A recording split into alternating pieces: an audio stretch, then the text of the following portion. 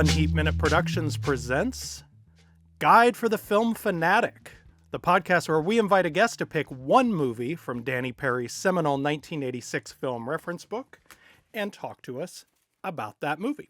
I'm your host, Jason Bailey, and across the mic and across the country from me is my co-host, Michael Hull.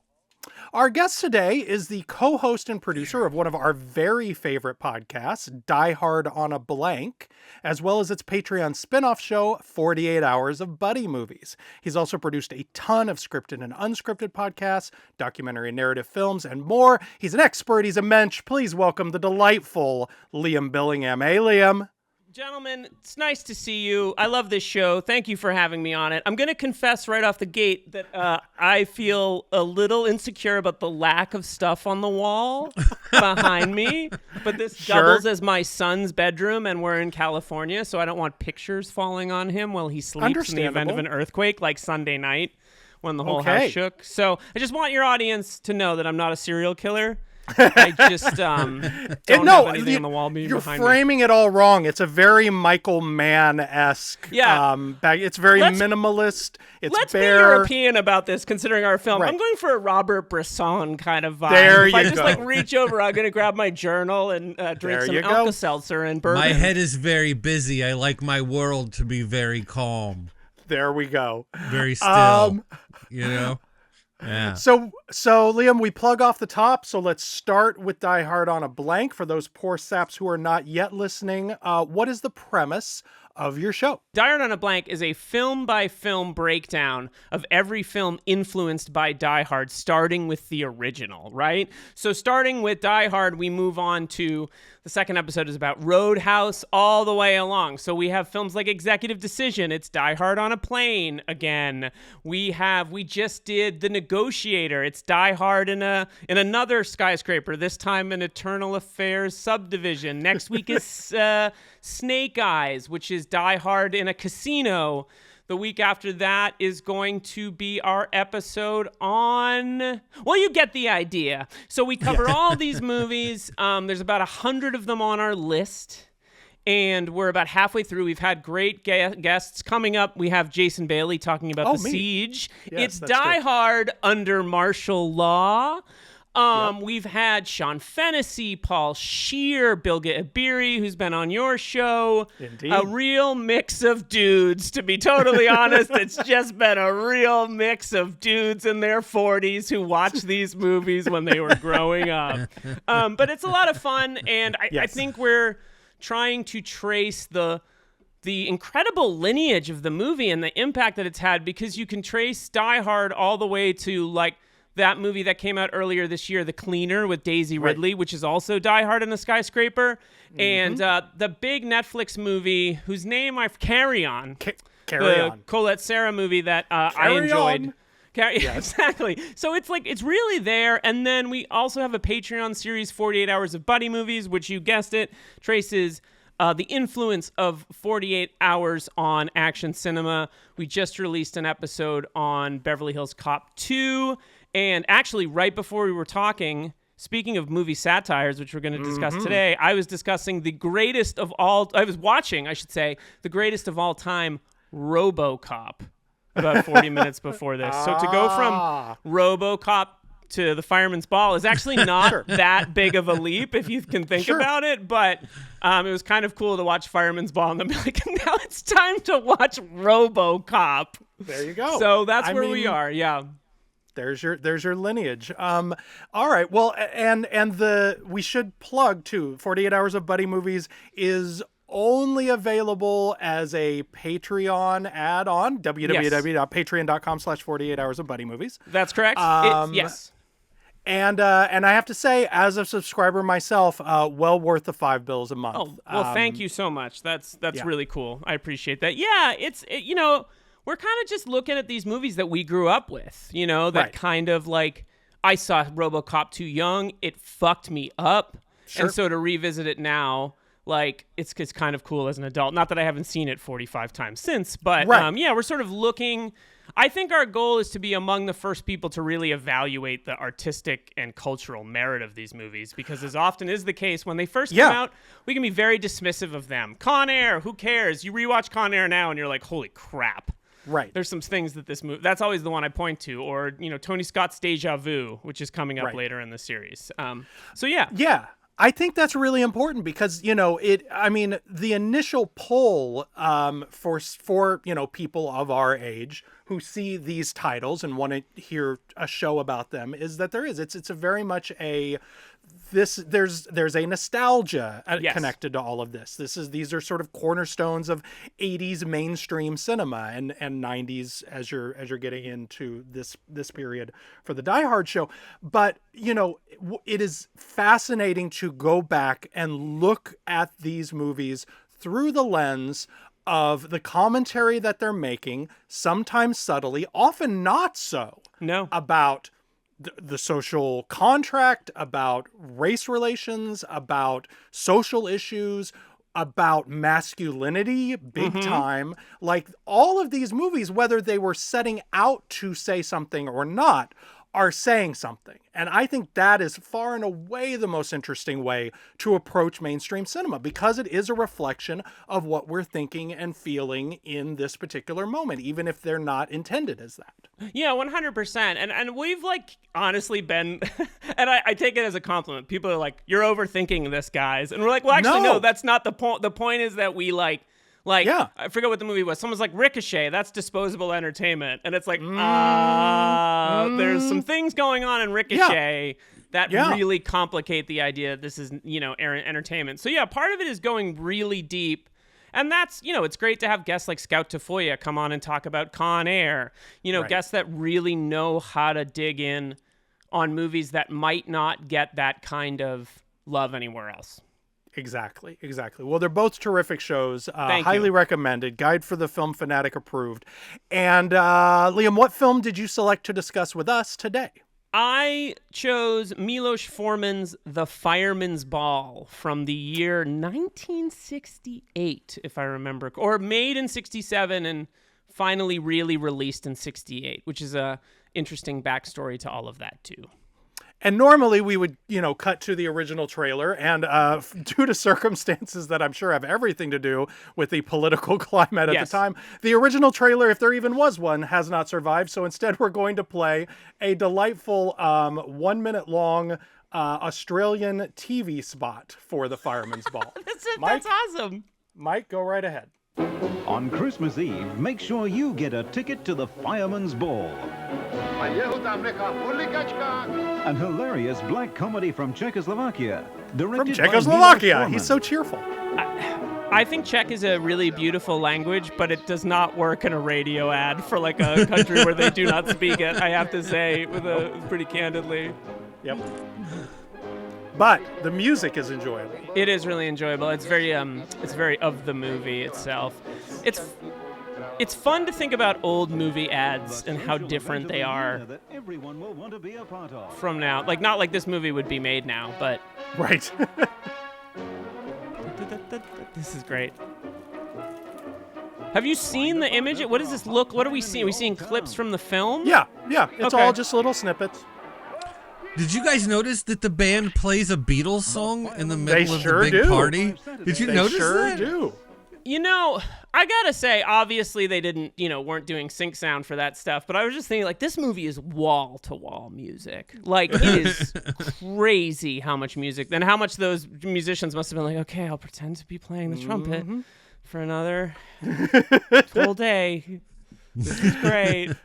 So, yes, our film is The Fireman's Ball, titled Jorge Mapanenko in its native tongue. I'm going to mangle Jorge Mapanenko. Thank you So the very R much. with the hot check over it is a zh sound, if I remember correctly. I'm just going to mangle all of these names. I feel bad that I gave you a movie with that title as the one you had to say in Czech. It's fine. It means fire, my dear, or fire, my lovely in Czech. More fire, my lovely. Are you of a Czech extraction, or is this no, just I lived purely there. intellectual? This is a big part of the story, is that I lived there Oh shit! I'm interrupting my own show. No, it's fine. But I'll get into it. But I love that country. I love it. So I'll get into that. And a huge part of why I love that country is this movie. So, but no, not Czech. I'm Irish Catholic from Boston. Sure is. Oh, couldn't right. be more different. Liam Billingham. It'd be weird if I were Czech. I would welcome it. The director is, as we mentioned, Miloš Forman. Miloš Forman in the titles, who co-wrote it with, among others, Ivan Pasur. Now, Pasur, like Forman, would immigrate to America, where his directorial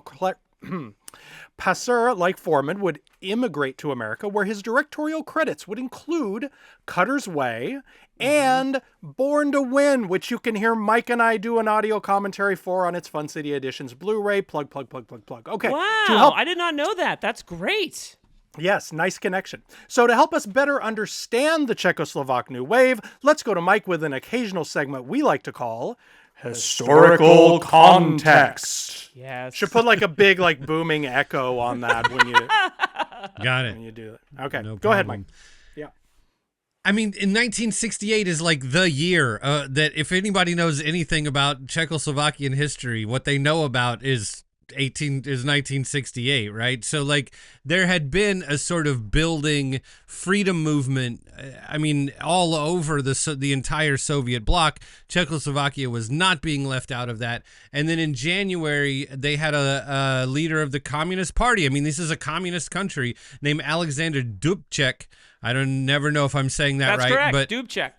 All right. And again, I'm not a native speaker, but that's how I've always understood it to be pronounced. Yeah. That's how I've heard it also. So he tried to basically sort of lighten shit up a little bit, tried to give people a little bit more sort of local control, a little bit more sort of press freedoms, if we could talk about the sort of reforms he was proposing, but if you hear about them now, they actually don't sound very impressive at all, but they were enough to really piss off the Reds in the Kremlin. So they basically spent most of a year where there were sort of growing protests in Czechoslovakia. And 1968, you think about there's art revolutions happening all over the world. And again, Correct. Czechoslovakia was not being left out of that. They were, as much of it as they could sort of gather, they were being inspired by it. Artists were trying. And we're going to get into in this movie, the way this movie was riding a very, very fine line as far as what you could not get away with, right? And so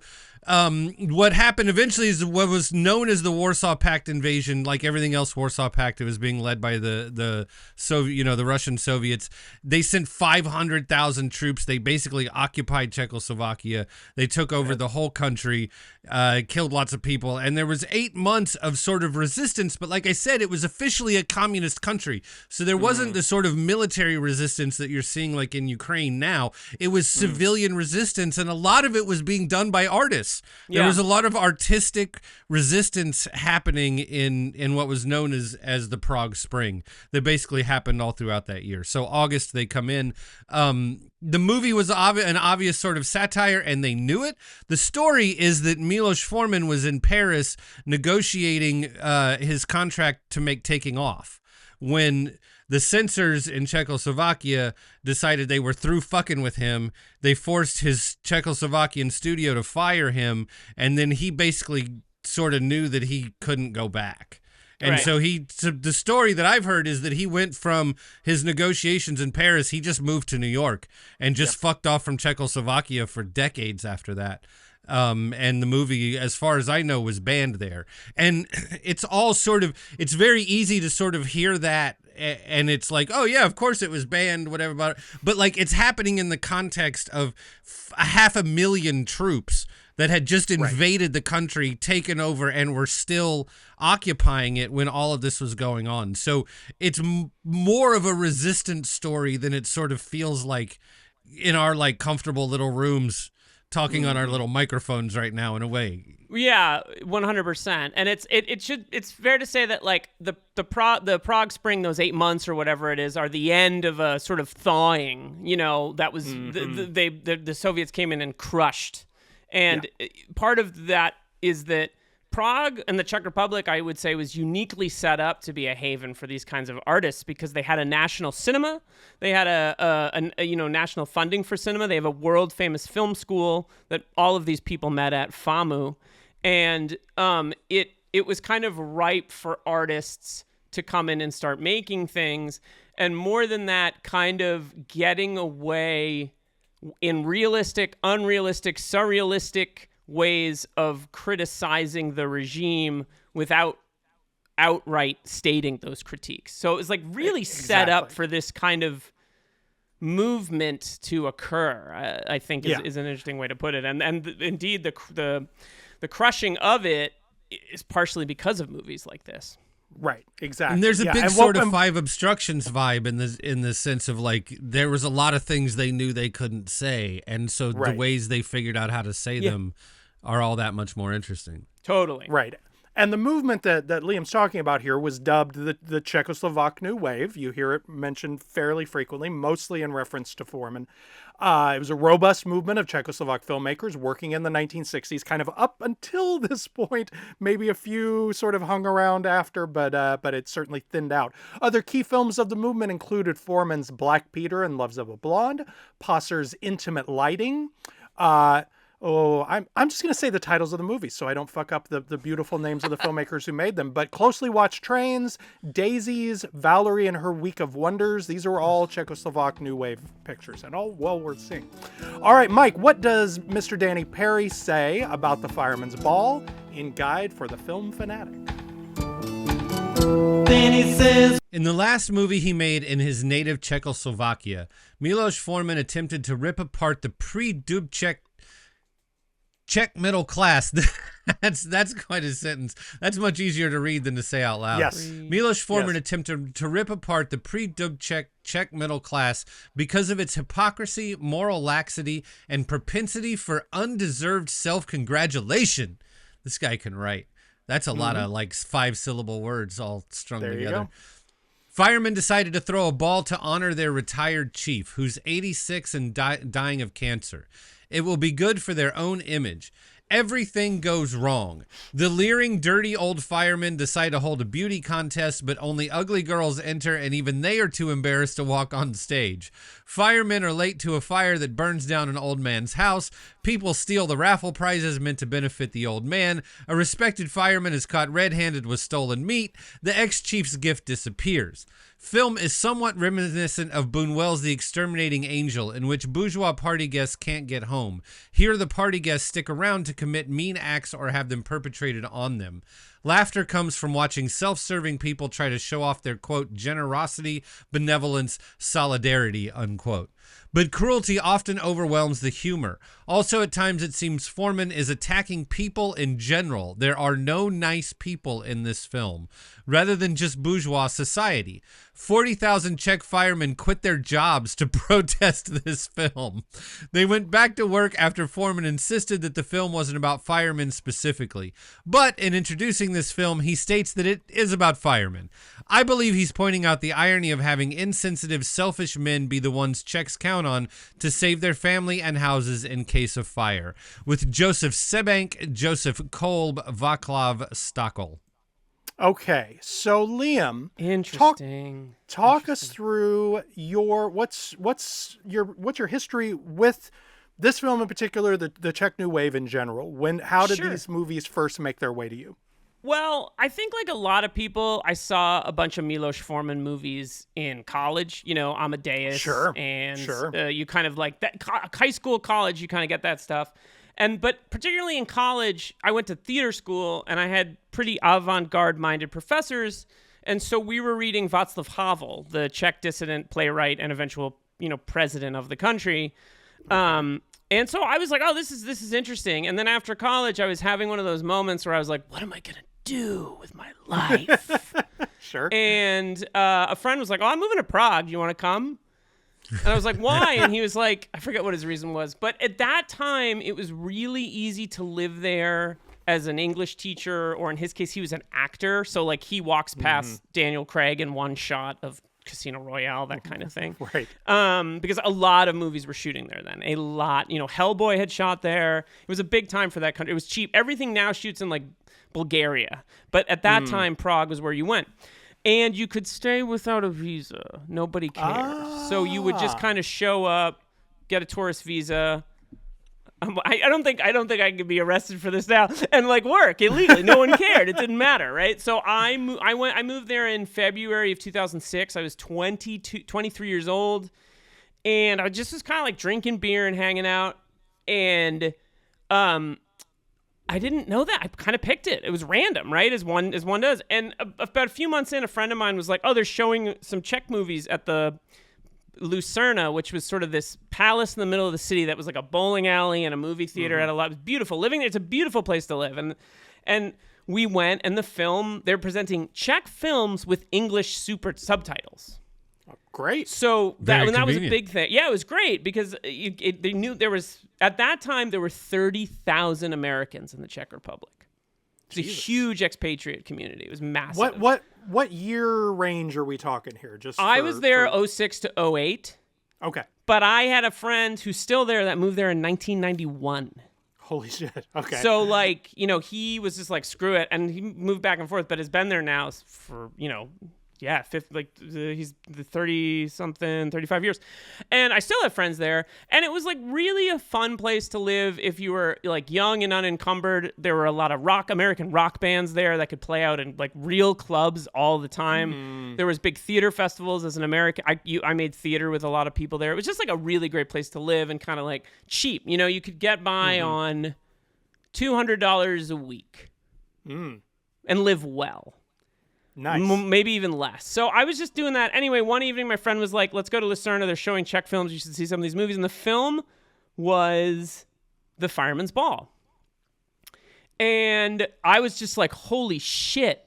Yeah. I'd never seen a movie like this before, you know? And like, because, the foreign films I had been exposed to were like Lars von Trier, like it was kind of the more mainstream stuff that was very easy to get in the States in the 90s. This was not an easy movie to find in 2006. It wasn't around.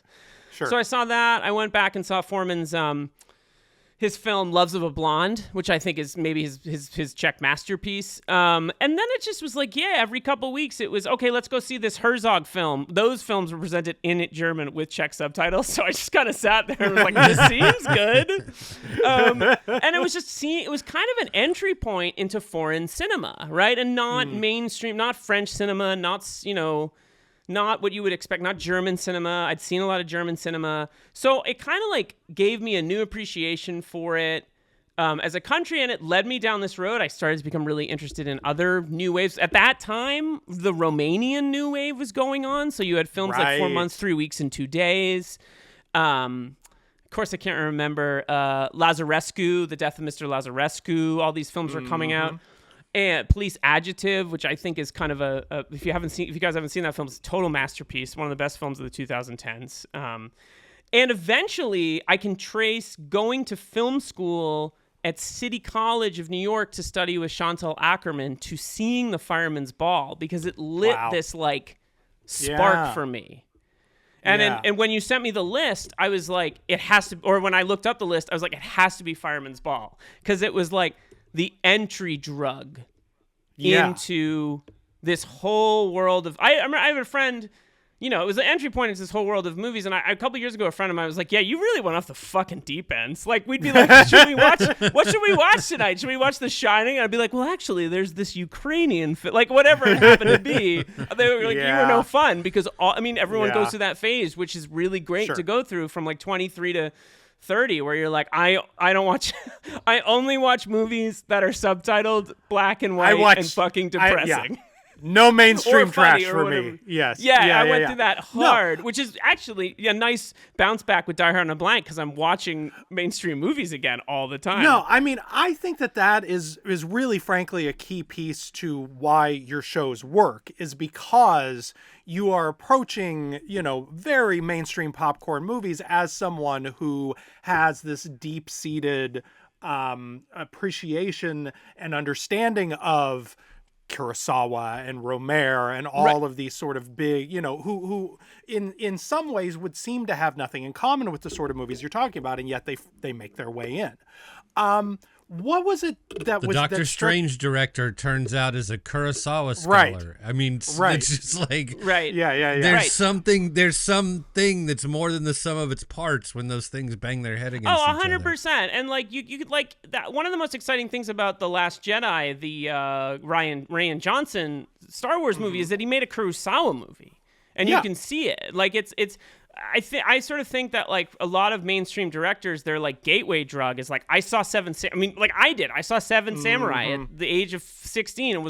That's the other gateway drug, is seeing Seven Samurai at like the library when you're 16 and going like, holy shit. Yeah. This movie's from 1950. I just saw it again last year on the big screen. I was like, this is the greatest action movie ever made. Yeah.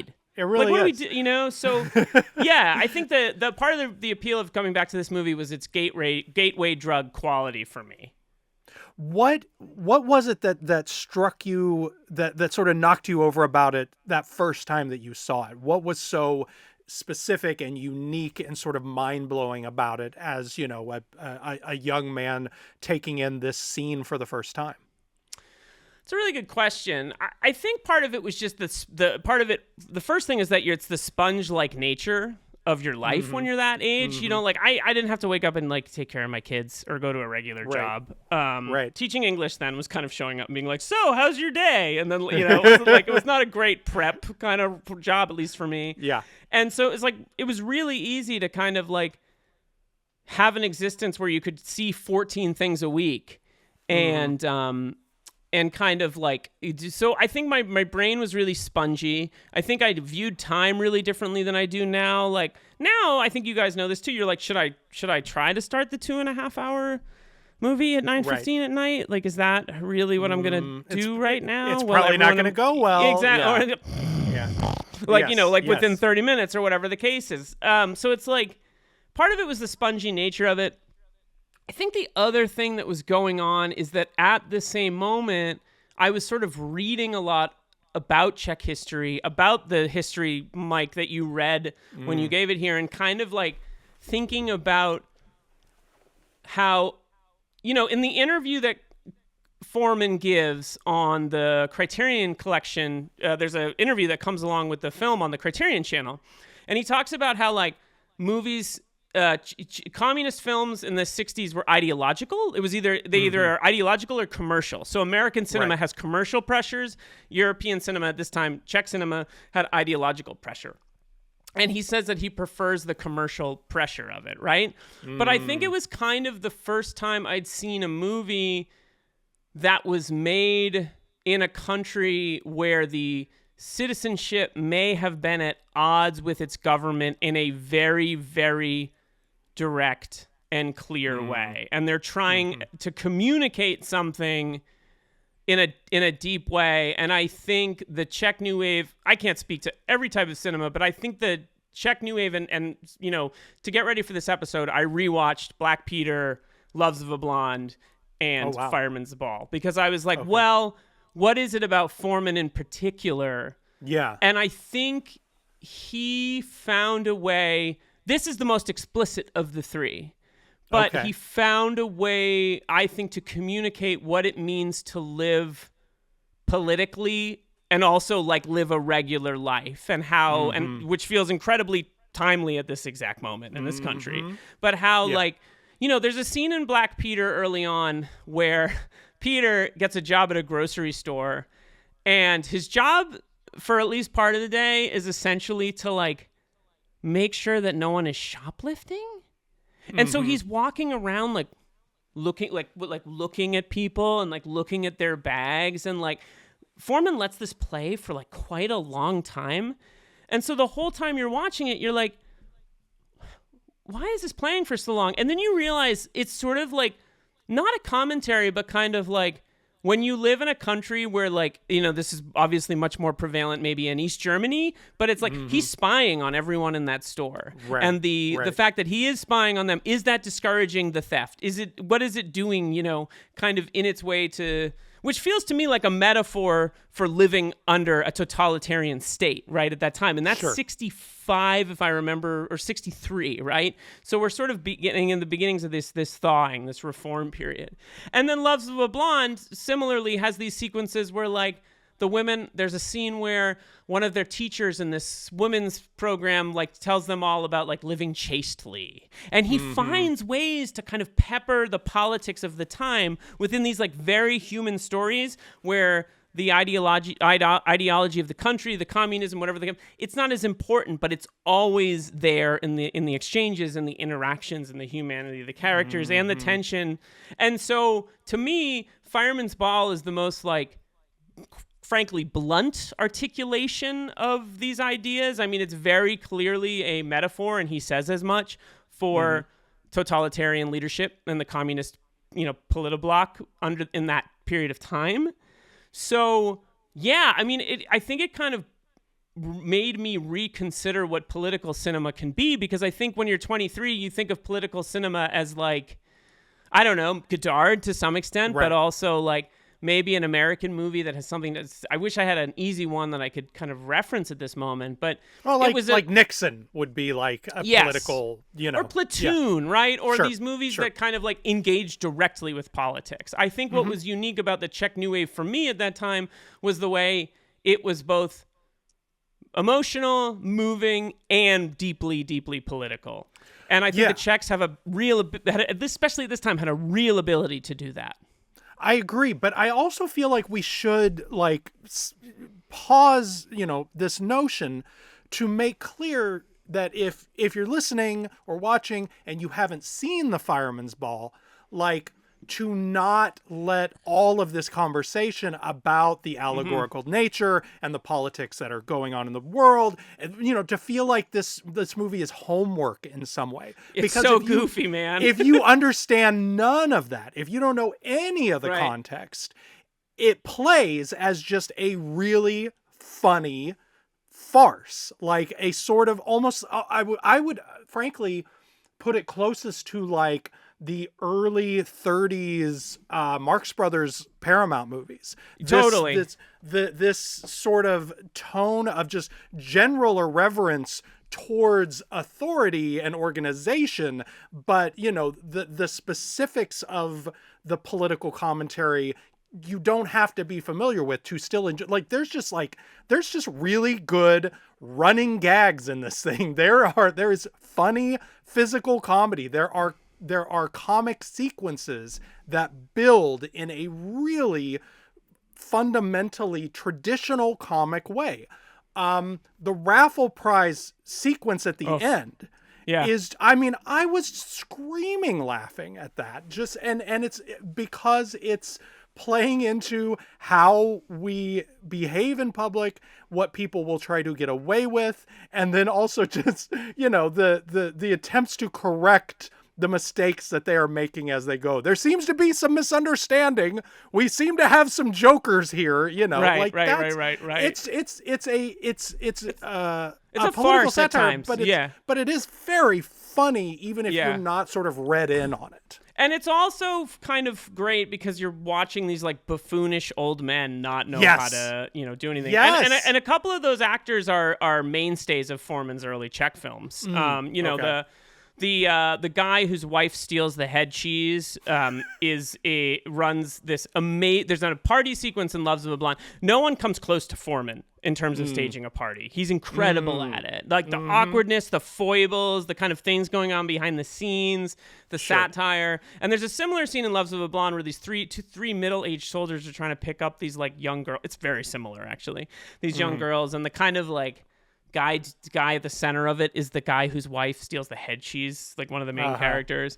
So like you can kind of see this, like there's a mix of actors and non-actors in this movie, right? And he's really goofy. I mean, it's really Czech to me in this movie, right? Which I think a Czech person could say like, well, it's a stereotype of Czech people, but it is the kind of like silly, buffoonish, middle-aged man who thinks he needs to talk in these like very highfalutin ways and have authority when it's like there's a real emperor has no clothes quality to how these people behave in this movie. Yes. Very quickly, I think it's the Czechs have this figure named Yara Zimmerman, who was like a widely celebrated Czech figure, but he never existed. Nice. Okay. Like, and so like that's when I heard that, I was like, these are a people who know how to take pot shots at themselves. Right. Like there's like a kind of like Yeah.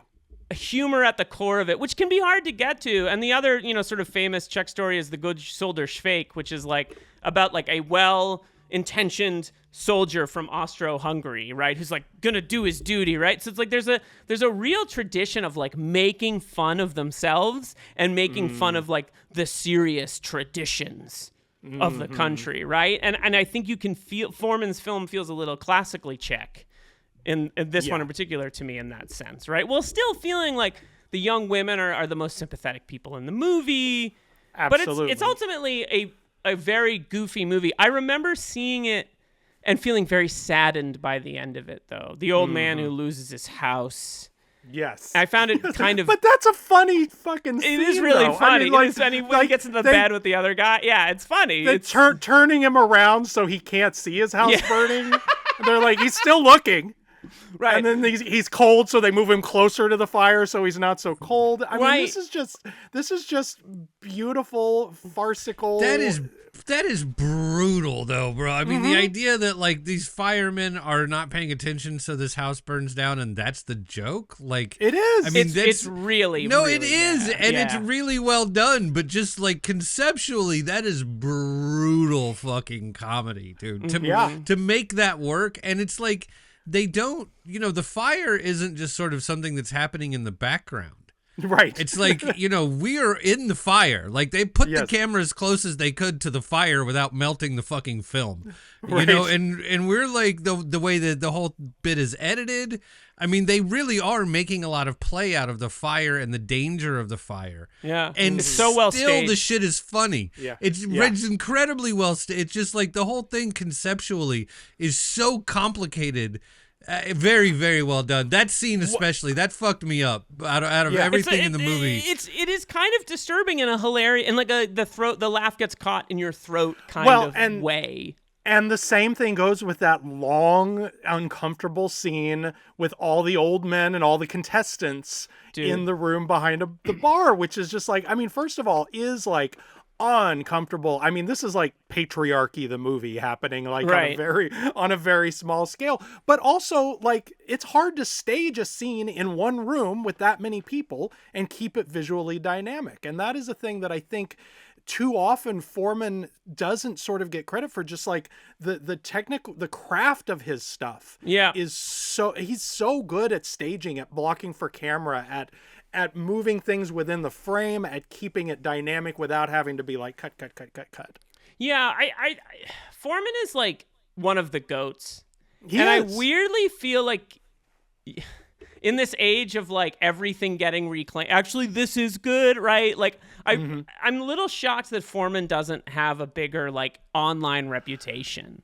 I mean, maybe I think that's a coming lot with of Amadeus and the 4K re-release, Maybe. but like I don't know, feel man. like he a lot of us who are involved in those conversations, we sort of came up. I think the thing that needs to be reclaimed is his sense of playfulness. Is his is and this film is a good example of him as kind of a prankster, because Totally. I think the thing is, when you grow up in the 80s, if you were a kid and Amadeus came out and you didn't maybe even see it when it came out, it looks like, we talked about this when we covered it in our 1984 show, it looks like this very sort of stuffy costume drama Masterpiece thing. theater Looks fall asleep. very masterpiece totally. theater. Absolutely. That's a good point. Absolutely. And so, and then the other thing that everyone knows him from is One Flew Over the Cuckoo's Nest, which, whatever the sort of, and it is a transgressive movie. It has all of these themes. It's a movie that won the big 5 Academy Awards. So it also sort of smacks of this respectability. And I think maybe that's the thing that That's a good point. that should be reclaimed for Forman, is not, whether he was great, because that's sort of assumed. It's the idea that he was a much more pranky, transgressive, eye-poking filmmaker than you might think. Who's the filmmaker that made Lasse Hallström? Right? I wonder if like maybe they get incorrectly, with no disrespect to Lasse Hallström, but like they maybe get grouped incorrectly together, because it's like Forman sort of, I don't think Forman was ever like, I'm going to make Move to America and make one of the most celebrated movies of the 70s and one of and one of the most celebrated movies of the 80s. I think it's a byproduct, right? Of course, naturally it is. But I think that the sort of Academy respect that he would get changed the way he was perceived as an artist. And like, I would actually say, to his credit, he constantly tried to bring that playfulness back. People versus Larry Flint, right? Or, any of these kinds of movies that he would make, that kind of, he made Man on the Moon. He did. And so it's like, he's clearly aware of identity and perception. Like that scene in Man on the Moon, I haven't seen it maybe since it came out, where Andy goes to get healed and it's really like a fake. That's like they put the sponge on his body and make it look like they've removed an organ, is like Forman to a T. Very much so. To me, right? Like this kind of like the seriousness of something, but like it's all a fake. Or I would say he has a pretty dim view of humanity a little bit. But I think you're right. I think like respectability politics kind of like grasped onto Miloš Forman, as opposed to him being allowed to be like a prankster and a goofball with a real heart, with like a real human heart. Yes, well said. Okay, let's take a quick break, and then we'll talk about the movie's release and reception. Friends, let's talk about the release and reception of The Fireman's Ball. See, I hoped that you were going to introduce me and ask or you were going to interrupt me and ask how my break was. Let's do it again. I don't want to presume because it's your show, but all right, let's do it. Friends, let's talk about the release and reception. Jason, how was your break? There you go. Thank you. Thank you very much. Good Lord. Let's talk about the release. I'm exporting the stupid jokes from my own show to your show. You may as well. Yeah. You may as well. What is a crossover episode without some crossover jokes? Come on. There we go. We need It's it. Die Hard at a Fireman's Ball. Oh, God. One All right, location. Fireman's Ball. Just saying. It's true. It's true. Opened in New York on October 1st, 1968, after closing the 68 edition of the New York Film Festival a few days before. Yep. Also playing in New York on that day, buckle in, Godard's Weekend, Truffaut's The Bride Wore Black, Polanski's Repulsion, Buñuel's Belle de Jour. Oh, my God. It's a good weekend to go to the movies. God.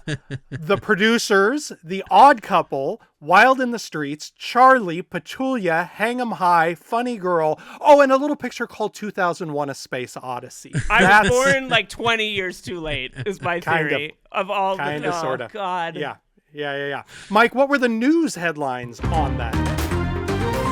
Wednesday, October 2nd, 1968, they were arguing in the Senate about cutting off a filibuster of proposed Supreme Court Justice Abe Fortas. It was very high stakes. I feel like we hear about this, like cutting off a filibuster in the Senate tactic as like basically something Mitch McConnell invented, but basically not. No, they've been shitheads a lot longer than that, let me tell you. I mean, has anybody ever heard of Chief Justice Abe Fortas? Me fucking either. So, right? Yep. Her Majesty QE2 was big mad at a French magazine called Paris Match for publishing photos from her family album that she considered too personal. Oh. Any idea what she was doing in these private pics? Oh, no! Nudes, perhaps? Ooh. No, she was holding her kids. Look, these people might not be fucking lizards, but they're not humans. I don't know what they are, but they don't. Their blood is cold. All right. And finally, hold on. Shout out to your co-host. Can you do the Britannica? There you go. There you go. We love you, Mr. Gawthorne. We love you, Phil. I don't mind that you're British. I hope he doesn't listen to this. And finally, the Vatican published a 5,700-word document explaining to Catholics and other Christians how to talk to Marxists and other atheists to create a prudent dialogue. Oh. I realize there has been a lot of news about the Catholic Church in these segments, but in my defense, there was a lot of news about Catholics in the paper then. It's in true. I don't know why. Anyway, from what I can tell, the whole thing was dedicated to giving their flock tools to combat the whole, Jesus was a radical leftist defender of marginalized communities thing that people get when they actually read the book they supposedly worship. So the Catholic Church needed to get it out in front of combating that idea. That speaking of RoboCop, who's a Jesus scholar? Is Paul Verhoeven? Paul Verhoeven, yes. All right. I have his Jesus of Nazareth book, Liam, which he signed at the IFC Center at the Life of Brian screening like 10, 15 years ago. So not only do you have to mention Verhoeven on every episode of your own podcast, but you have to make sure to mention him when you guest on anyone else's as well. He's the greatest to ever do it. There you go. I don't know what There you else go. to say. I don't know what What's else a to say. crossover episode without There we go. crossovers? Yeah, exactly. There we go. Right? Exactly. There That we go. perfect wrap up Yeah. for headlines. Jason, what Yeah. did the critics have to say about Fireman's Ball? Well, it originally played in New York theaters and at the New York Film Festival alongside a Czech New Wave short documentary called Oratorio for Prague. When they screened it, because it's a very short movie, we didn't mention that. It's like 73 minutes. When they screened at the fest, the New York Times' Renata Adler dubbed it, quote, by far the finest movie program showing at that moment anywhere in New York, end quote. And we just heard what was playing in New York. Well, Yeah. and Forman gives her a lot of credit because you know the story is that he made this movie and Carlo Ponte was a producer, Yep. and when Carlo saw a cut of the movie, he wanted his money back. Yeah. And so Francois Truffaut What a piece of shit, paid him Carlo back for it. Ponte. Yeah, I mean, he made some great movies, but yeah, not yeah. ideal. And Yeah. you have to want. I mean, this movie is a victim of good timing in that I think like New York, if the New York Film Festival is what it is, well, can be like, you know, it's going to shine a light on these kinds of films in a given year, right? And I think that the positive review combined with the showing at the New York Film Festival, still my favorite film festival in the world, is like it's a really it really probably helped the film get legs, right? Like and I the Czech films were being celebrated abroad, but like again, it's like it's not like it is now. Like it's crazy to me, old man speech, that like on the Criterion channel I can just be like, holy shit, like 40 of these movies are just available now. You know, it's crazy that they're all there under you know, a catalog together, and you can just watch these movies that were so hard to find 15 years ago. Yep. Adler also called Fireman's Ball, quote, a hilarious Shaggy Dog story with the pessimism of the exquisite logic that leads nowhere. That's true. The timing and involutions of the humor are such that there is escalating laughter, while an awareness of the sadness of things, real fire, monumental pettiness deepens as well. That a director who sees things so bitterly and clearly can be this funny now may mean that we are in for a comic renaissance after all. At the Village Voice, Andrew Saris called it, quote, the best thing he has ever done and by far the funniest film around.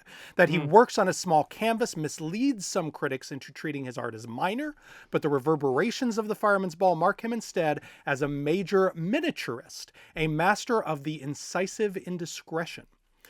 Archer Winston of the New York Post praised the core of the Forman comedy in truth. People of good intentions but limited understanding and sympathy, as so many of us are, bumble through life making horrible messes of things. People aren't bad, they're human. They do their best, but things have a way of going wrong. It's funny, it's sad, but above all, it's deeply true and universally human that we can only look, recognize our distant brothers and sisters, feel with them. I only found one minor complaint.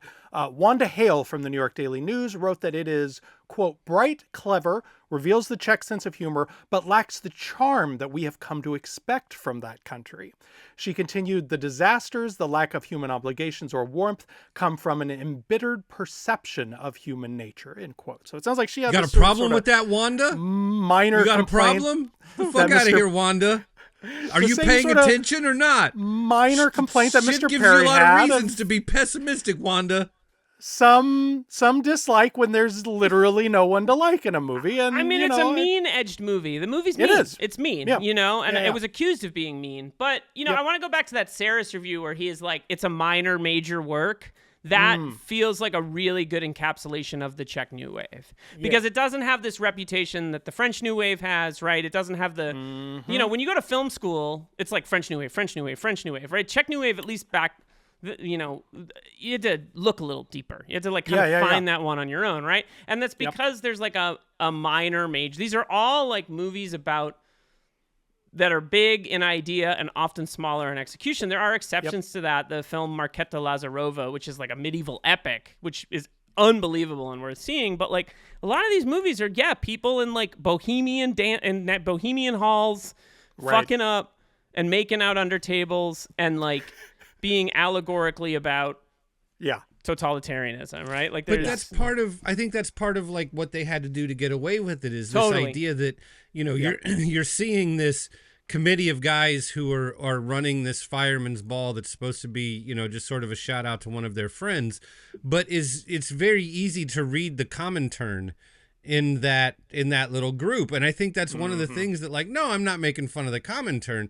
It's just these guys and this little thing, right? You know, but it's the ways, the failures are so sort of particular to that type of organization that it reads, even if, you know, hey, come on, I'm just saying, I'm not saying, I'm just saying.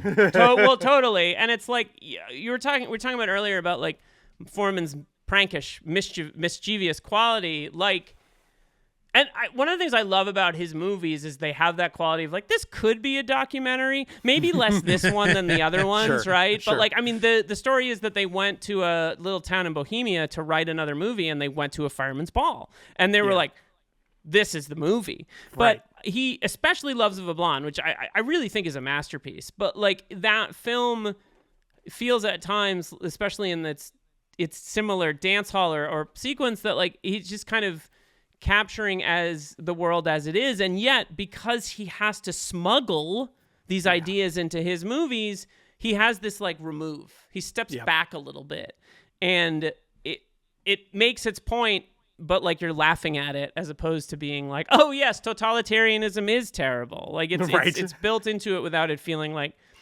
he's in the way that, you know, Weekend has direct address to the camera talking about capitalism. Like, this is the opposite of that. It's like it's like Brecht light. If Weekend is like Brecht heavy, Forman, the Czech New Wave, is Brecht light a little bit. That totally makes sense. How did it do in terms of box office and awards, Mike? Saris led off his review by noting that the film was reportedly doing disappointing business. But it did well in its homeland, at least until it was banned forever after the Russian takeover, and it played around the world with some success.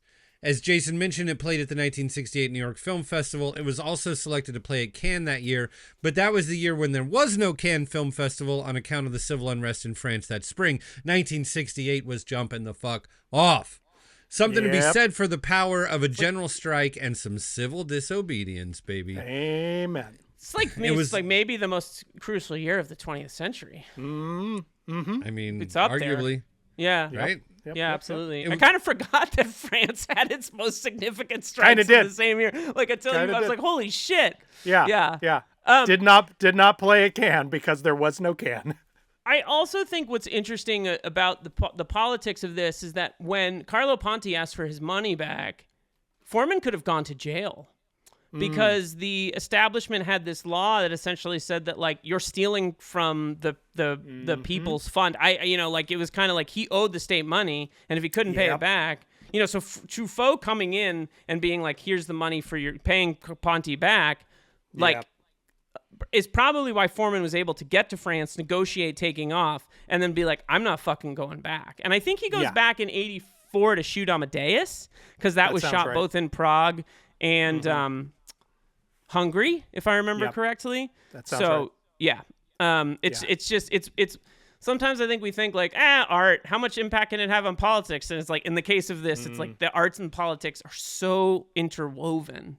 Yeah. And I gotta say too, I hadn't heard that Truffaut story until I was researching for this episode. Yeah. And that's a baller move. Like Truffaut so often in the sort of like, in the French New Wave histories, in the Truffaut Godard, like, is seen as sort of like the, you know, the sort of milquetoast mainstream counterpart to, you know, the radicalism of Godard, etc. Right. But like, that's a pretty, like, to put your money where your mouth is in terms of subversive art at that moment, I think speaks quite highly of Mr. Truffaut. No, totally. It's like, because a lot of the stories you hear about him, like, you know, shitting on the Apu trilogy when it premieres at Cannes, and like these kind of like icky stories. But no, this, like, I had forgotten this until I watched the interview today, and I was like, oh yeah, like we probably owe the fact that these films are so well known internationally, at least partially, to Truffaut. Yeah.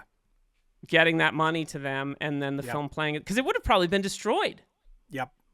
So It's not getting out of Czechoslovakia. Yeah. No fucking way. Are they going to Had- be like, yeah, cool, yeah, you can export it, no problem. There's so many instances of like in film history. Yep. Right? Yeah. It's not just, it's not just Czech films. There's so many films that it's shocking that we've been able to see. Yep. So shout out to Truffaut. Mike, how did it do on awards? Fireman's Ball was also nominated for Best Foreign Film at the 41st Academy Awards, presented in April of '69. Believe it or not, the Oscars used to come even later in the following year, God help us. But it lost to the epic 4-part Soviet film adaptation of War and Peace. I'm sure they were very happy about that at the Kremlin. Good point. It is that War and Peace is good. It must be said. It's pretty I gotta say, incredible. I haven't seen it because the Fireman's Ball is 73 minutes, and that one combined is like 1,000 minutes. God, if that was up now, there'd be like think pieces for months about whether or not it's a movie, right? It's incredible, but yeah, for sure. Russians can make a movie. I don't think anybody's ever disputing that. They're just shit at government. There we go. Now it's time for a segment we call Double It Up, where we each select one movie that we think would make an ideal double feature with today's focal film. Liam, you are our guest, which means you go first. So my double is let me check the date on this because I want to get it right. I'm programming for you guys a band in Czechoslovakia double feature. Awesome. And this film is also available on the Criterion channel. When I saw it, it was really, really, really hard to track down. It's called Ucho, which translates as the ear. And it is a Czech film by Karel Kacina. It was made in 1970, and it was not released until 1989. Now, the reason this movie is significant is that it begins with a drunk couple arriving at home from a regime party. If I remember correctly, it's set in the 50s, so Stalin is front and center. And they arrive back at home, and they're drunk, and they find that their phone isn't working, and their spare house keys are gone, and they realize that they're under surveillance by the state for reasons that are unclear to them in the moment. And yet the movie flashes back to the party throughout, but does it from the POV of the husband. Okay. So there are these long Nickel Boy-esque sequences, first-person flashbacks. So I kind of describe the movie as like Who's Afraid of Virginia Woolf meets like a Harold Pinter play. It has this like really paranoid vibe. It's absolutely incredible.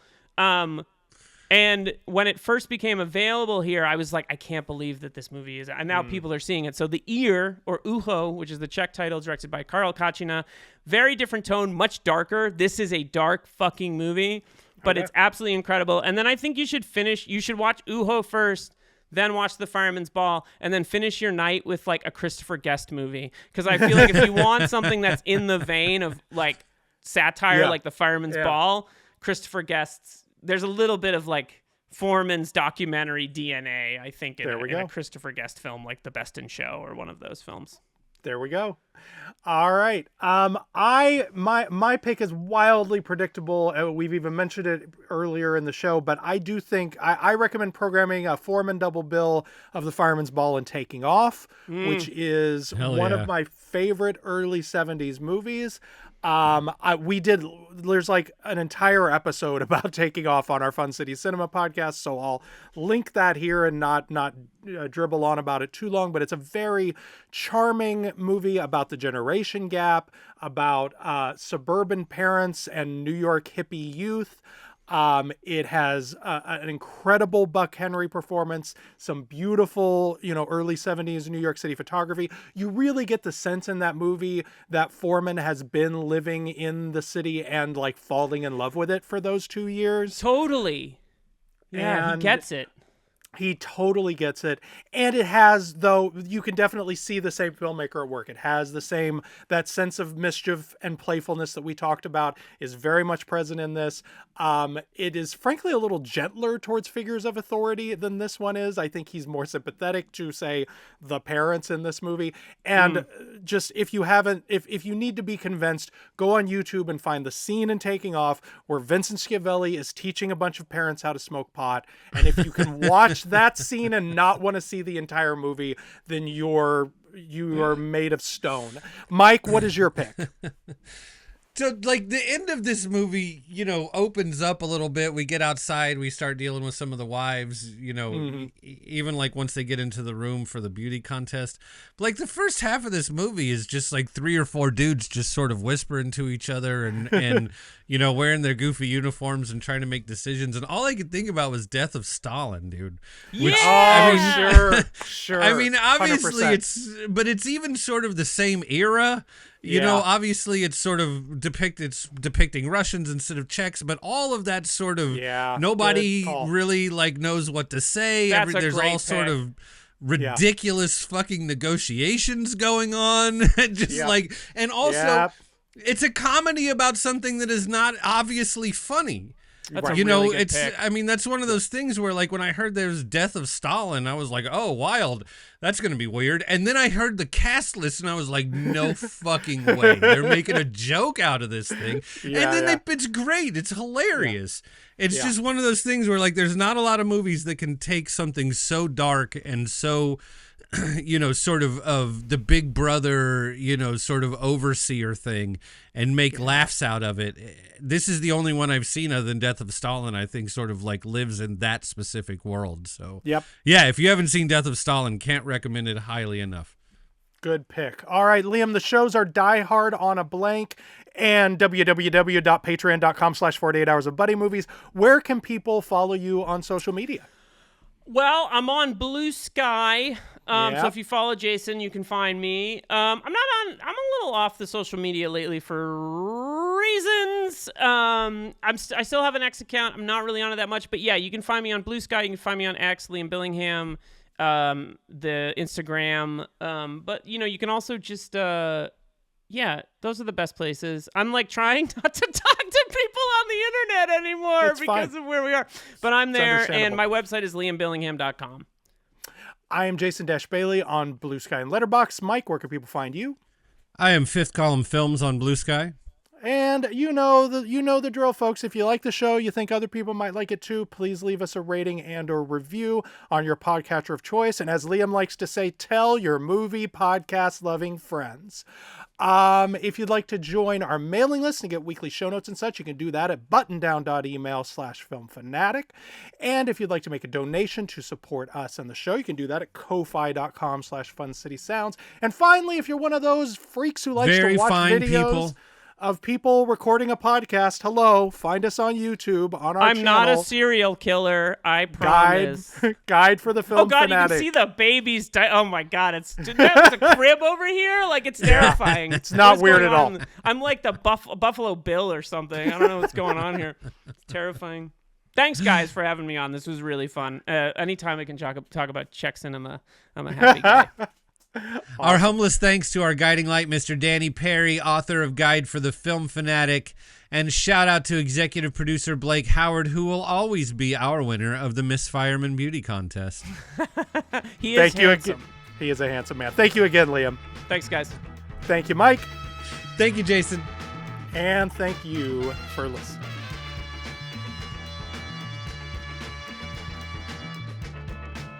Join us next time as our guest, New York Times bestselling author Megan Abbott discusses her new novel El Dorado Drive and Brian De Palma's 1984 sleazecore classic Body Double. See you then.